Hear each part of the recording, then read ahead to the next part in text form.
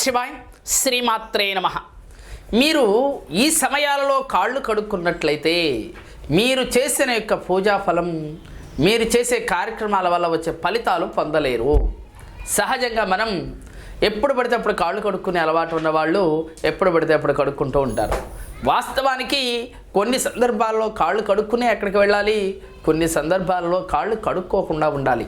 ఈ సత్యాన్ని ప్రతి ఒక్కరూ కూడా గమనించండి. మరి ఏ సమయంలో కాళ్ళు కడుక్కోకుండా ఉంటే మనకి మంచి ఫలితాలు వస్తాయి అని అంటే, ఏ వ్రతం చేసినా, ఏ నోము నోచినా, నవగ్రహ ప్రదక్షిణ చేసి కానీ, ఏ దేవాలయంకి వెళ్ళి దర్శించుకుని వచ్చి కానీ, మీరు ఏ చిన్న పూజ చేసినా, ఏ వ్రతం చేసినా వెంటనే వచ్చి మీరు కాళ్ళు కడుక్కున్నట్లయితే మీకు ఆ పూజా ఫలం దక్కదు. మరి ఇప్పుడు వరకు అలా ఎవరైనా చేస్తూ ఉన్నట్లయితే పొద్దుగూకులో లేదా ఉదయం నుంచి మధ్యాహ్నం వరకు కష్టపడి మీరు చేసిన నోములు, వ్రతాలు, పూజలు, అలాగే దైవ దర్శనాలు, ఇలాంటి పుణ్య కార్యక్రమాలు ఎన్నో చేస్తూ ఉంటారు కదా.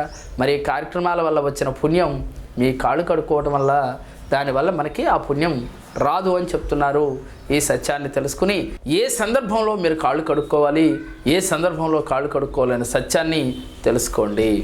సహజంగా కాళ్ళు కడుక్కోవాల్సింది ఎప్పుడు అనంటే, ఎప్పుడైనా సరే మీరు బయటికి వెళ్ళి ఏ పని మీదైనా మీరు బయట తిరిగి వచ్చినప్పుడు, అప్పుడు ఇంట్లోకి వచ్చేప్పుడు కాళ్ళు కడుక్కొని రావాలి. ఏ ఊరు నుంచి అయినా ఈ ఊరు వచ్చినప్పుడు, లేదా మీ ఇంటికి వచ్చినప్పుడు, లేదా ఎవరింటికైనా వెళ్ళినప్పుడు మీరు కాళ్ళు కడుక్కుని వారింట్లోకి వెళ్ళాలి. అంతే తప్ప దైవ దర్శనానికి వెళ్ళో, ఒక వ్రతానికో ఒక పూజకో వెళ్ళో మీరు కాళ్ళు కడుక్కున్నట్లయితే మీ పుణ్యం రాదు అని చెప్పి మన ధర్మశాస్త్రాలు తెలియచేస్తున్నాయి. కాబట్టి నమ్మకం ఉన్నవారు ఆచరించి చూడండి, దాని ఫలితం ఏమిటో మీకే అర్థమవుతుంది. మేము చెప్పిన ఈ వీడియో మీకు నచ్చినట్లయితే లైక్ చేయండి, మీ ఫ్రెండ్స్కి షేర్ చేయండి. మా మరిన్ని వీడియోలు మీరు చూడాలి అంటే మా జేకేఆర్ టీవీ, మా జేకేఆర్ భక్తిని సబ్స్క్రైబ్ చేసుకోండి. ఓం నమః శివాయ.